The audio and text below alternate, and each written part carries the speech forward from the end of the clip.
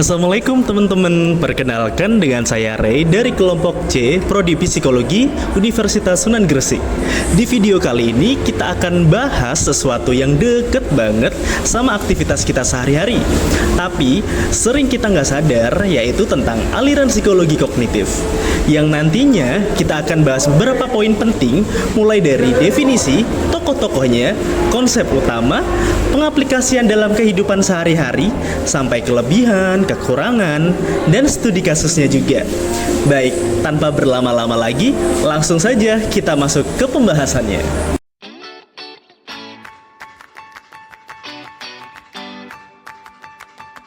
Psikologi kognitif terdiri dari dua kata, yaitu kata psikologi dan kata kognitif.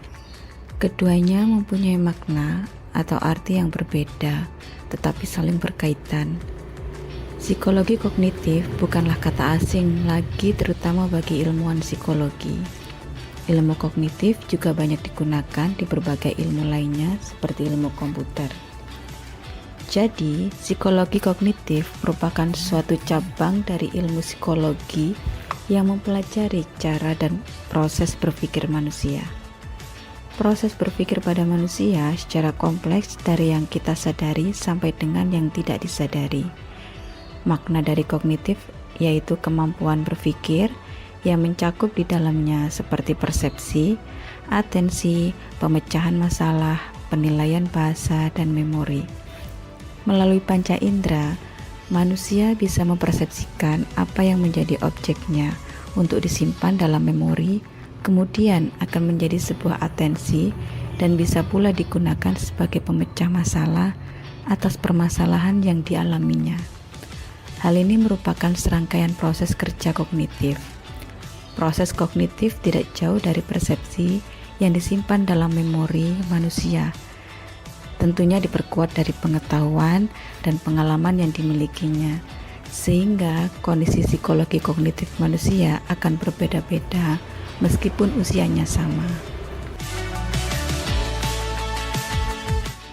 Dalam psikologi kognitif, terdapat 3 proses mental utama yang menjadi fokus, yaitu persepsi, atensi, dan memori.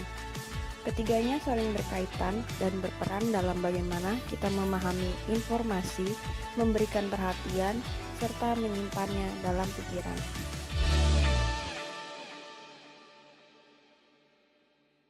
Persepsi adalah proses ketika otak membangun makna dari informasi yang diterima oleh indera. Setiap rangsangan seperti suara, cahaya, atau bentuk tidak hanya diterima begitu saja, tetapi diolah menjadi pola sehingga kita dapat mengenalinya. Ketika sebuah pola dikenali, diingat, dan diproses, individu dapat membangun konsep sebagai satu kesatuan fungsional. Inilah yang memungkinkan kita mengenali wajah seseorang, membaca tulisan, hingga memahami objek di sekitar.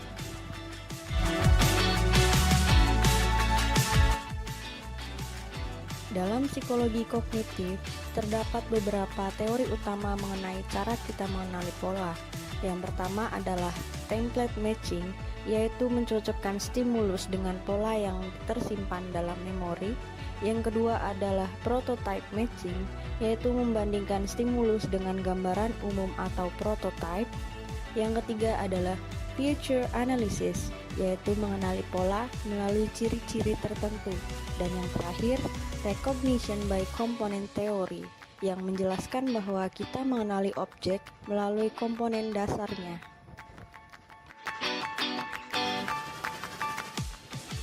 Pada bagian ini, kita masuk ke pembahasan tentang atensi. Atensi adalah kemampuan kita untuk memusatkan perhatian pada satu hal di antara banyak informasi yang muncul secara bersamaan. Tanpa atensi, kita akan kesulitan memproses informasi secara efektif karena otak kita harus memilih mana yang paling penting untuk diperhatikan. Lalu, apa saja fungsi dari atensi? Yang pertama, atensi membantu kita memonitor interaksi kita dengan lingkungan sekitar. Yang kedua, Atensi berperan menghubungkan pengalaman masa lalu melalui memori dengan apa yang kita persepsi saat ini. Dan dari sinilah kita bisa memahami kesinambungan suatu pengalaman. Yang ketiga, atensi juga membantu kita mengontrol dan merencanakan tindakan yang akan kita lakukan selanjutnya.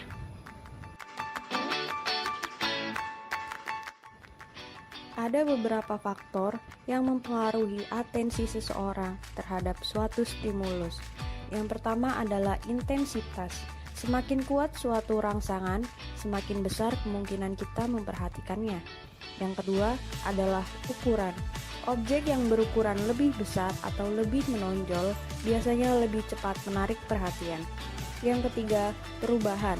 Stimulus yang bergerak atau berubah akan lebih mudah diperhatikan dibandingkan stimulus yang diam.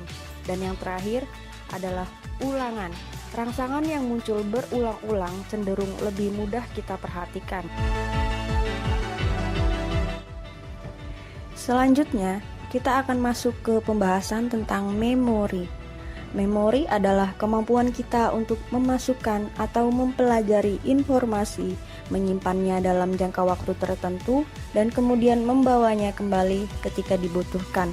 Tanpa memori, kita tidak akan bisa mengingat pengalaman, belajar hal baru, atau membuat keputusan berdasarkan apa yang pernah kita alami. Dalam proses kognitif, memori bekerja melalui 3 tahap utama. Yang pertama adalah memori sensori, yang kedua adalah memori jangka pendek, dan yang ketiga, memori jangka panjang. Ketiga tahap ini saling berhubungan dalam menyimpan dan mengolah informasi yang kita terima setiap hari. Memori sensorik adalah tahap pertama dari proses memori. Di tahap ini, informasi yang berasal dari panca indera disimpan dalam waktu yang sangat singkat, biasanya hanya sepersekian detik sebelum akhirnya hilang atau diteruskan ke tahap berikutnya. Memori sensorik memiliki beberapa ciri. Yang pertama, durasinya sangat singkat, sekitar setengah detik hingga 3 detik. Yang kedua, kapasitasnya sangat besar, karena mampu menampung hampir semua informasi yang ditangkap oleh indera. Dan yang ketiga, memori ini berfungsi sebagai buffer awal sebelum informasi diproses lebih lanjut. Contohnya, ketika kita melihat kilatan cahaya, lalu meskipun kita menutup mata, bayangan cahaya itu masih terlihat sebentar. Itu adalah memori sensorik. Selanjutnya yaitu memori jangka pendek, adalah tempat informasi disimpan sementara untuk digunakan secara aktif. Di tahap ini, kita mulai benar-benar memperhatikan dan mengolah informasi tersebut. Misalnya, saat kita mencoba mengingat nomor telepon atau instruksi yang baru saja didengar. Durasi memori jangka pendek berkisar 10 hingga 20 detik. Kapasitasnya terbatas, sekitar 7 plus minus 2 item, sesuai teori George A. Miller. Memori ini memungkinkan kita melakukan aktivitas mental seperti memahami kalimat, berhitung, dan membuat keputusan cepat. Contohnya, ketika kita mengulang-ulang nomor telepon atau membaca satu kalimat. Memori jangka panjang berfungsi menyimpan informasi dalam waktu yang sangat lama, mulai dari hari, tahun, hingga seumur hidup.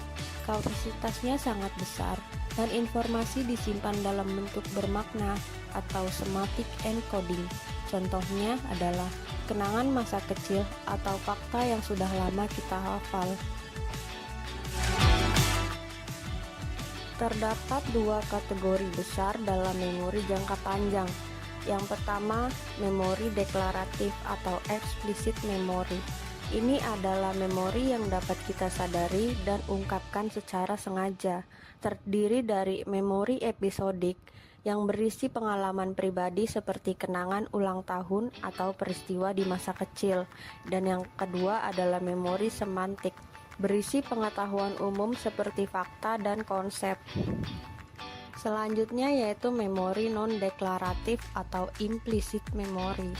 Ini adalah memori yang bekerja tanpa kita sadari, biasanya dalam bentuk keterampilan atau kebiasaan. Contohnya, procedural memory, seperti mengendarai motor atau mengetik tanpa melihat keyboard, serta priming dan conditioning yang memengaruhi respon kita secara otomatis. Agar informasi bisa tersimpan ke dalam memori jangka panjang, ada 3 proses utama yang harus dilalui. Yang pertama, encoding, yaitu proses memasukkan atau mengintegrasikan informasi baru. Yang kedua, storage, yaitu mempertahankan informasi yang sudah rusak. Dan yang ketiga, retrieval, yaitu mengambil kembali informasi ketika diperlukan.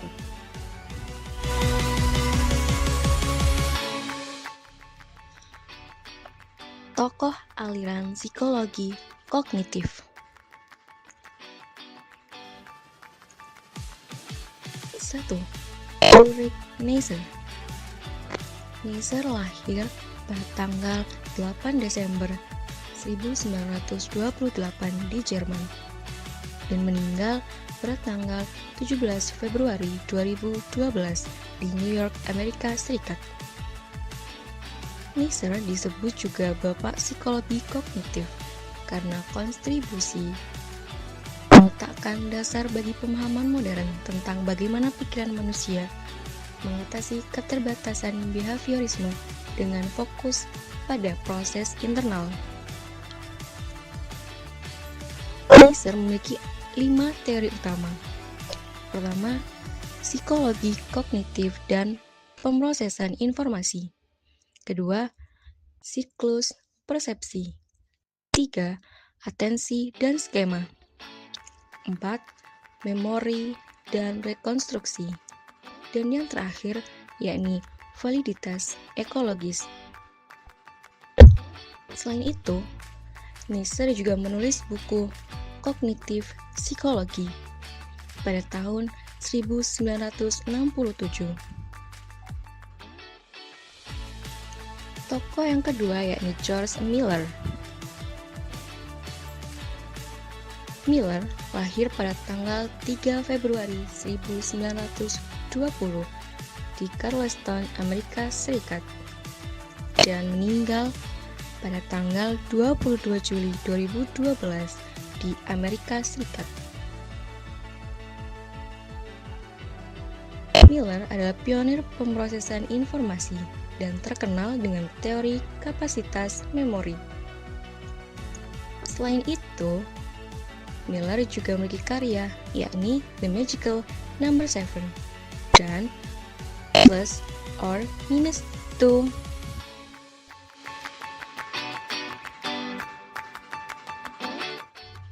Tokoh yang ketiga, Jean Piaget. Jean Piaget lahir pada tanggal 9 Agustus 1896 di Swiss dan meninggal pada tanggal 16 September 1980 di Swiss. Jean Piaget mengembangkan teori perkembangan kognitif dengan 4 tahap utama. Tahap pertama, sensori dan motorik. Tahap kedua, pra-operasional. Tahap ketiga, operasional konkret. Dan yang terakhir yakni operasional formal. Jean Piaget juga memiliki karya yakni The Origins of Intelligence in Children. Lalu, mengapa teori-teori ini penting? Karena psikologi kognitif sangat relevan dalam kehidupan sehari-hari. Berikut adalah beberapa contoh penerapannya. Dalam dunia pendidikan, prinsip kognitif membantu menciptakan proses belajar yang lebih efektif, seperti metode mind mapping, pengulangan, dan pembelajaran berbasis masalah membantu mempermudah menyimpan dan pengambilan informasi. Dalam dunia teknologi, Prinsip kognitif digunakan untuk merancang aplikasi dan website yang mudah digunakan. Desain tombol, warna, dan navigasi dibuat agar cepat dikenali dan mengurangi beban kognitif pengguna. Dalam kehidupan sehari-hari, proses kognitif berperan dalam pengambilan keputusan, menyelesaikan masalah, dan menilai situasi. Setiap hari, kita menggabungkan informasi dari memori, pengalaman, dan penalaran untuk menentukan tindakan terbaik.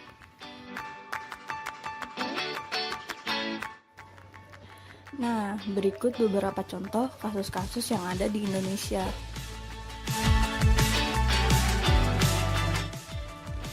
Berdasarkan beberapa studi kasus yang terjadi di Indonesia, seperti penyebaran hoaks vaksin COVID-19 dan fenomena cancel culture, kita dapat melihat bahwa proses berpikir manusia memegang peran penting dalam menentukan perilaku. Kasus-kasus tersebut menunjukkan bahwa individu tidak hanya menerima informasi secara pasif, tetapi memproses, menafsirkan, dan mengevaluasi informasi sesuai dengan pengetahuan, pengalaman, dan keyakinan yang dimiliki. Melalui contoh-contoh tersebut, terlihat bahwa aliran psikologi kognitif memiliki beberapa kelebihan yang signifikan. Yang pertama, aliran ini memberikan pemahaman yang komprehensif mengenai bagaimana manusia memproses informasi, mulai dari perhatian, persepsi, memori, hingga pengambilan keputusan. Misalnya, pada kasus hoaks, individu dengan kemampuan pemrosesan kognitif yang lebih baik cenderung melakukan pemeriksaan fakta sebelum mempercayai suatu informasi.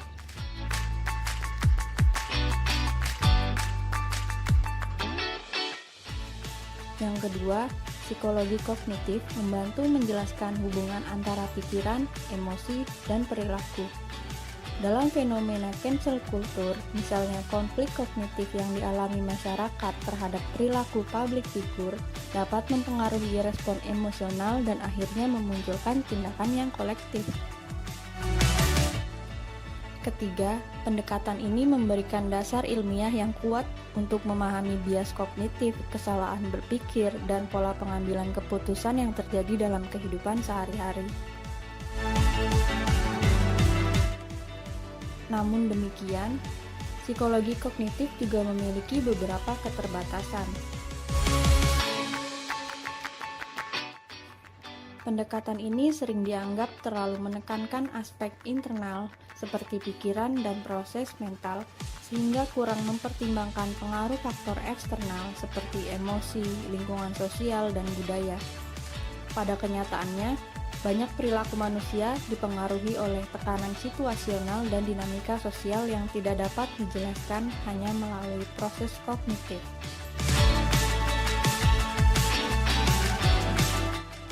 Sebagai contoh, dalam kasus penyebaran rumor penculikan, reaksi masyarakat bukan hanya hasil dari kesalahan berpikir, tetapi juga dipicu oleh rasa takut, kecemasan kolektif, dan pengaruh lingkungan. Faktor-faktor tersebut berada di luar fokus utama psikologi kognitif. Selain itu, teori kognitif cenderung mengasumsikan bahwa manusia adalah pengelola informasi yang rasional. Padahal, dalam banyak hal, kasus pengambilan keputusan justru dipengaruhi oleh impuls dan emosi yang tidak rasional.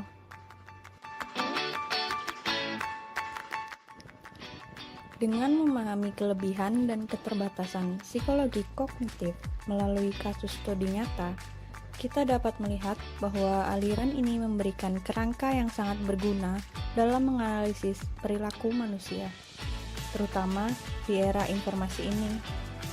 Namun, untuk mendapat gambaran yang lebih menyeluruh tentang perilaku manusia, psikologi kognitif perlu dilengkapi dengan pendekatan lain yang mempertimbangkan aspek rasional, sosial, dan budaya.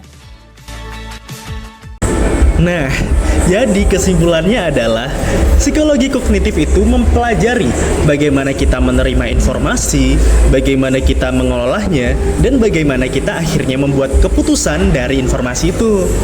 Tokoh-tokohnya seperti Piaget, Nisser, dan Miller menunjukkan bahwa perilaku manusia itu gak cuman bisa dilihat dari luarnya aja, tapi juga dari proses mental yang terjadi di dalam pikiran kita. Dengan konsep seperti persepsi, memori, dan perhatian, kita bisa tahu kalau setiap orang itu punya cara berpikir yang unik. Dan itu mempengaruhi cara kita bertindak di setiap harinya.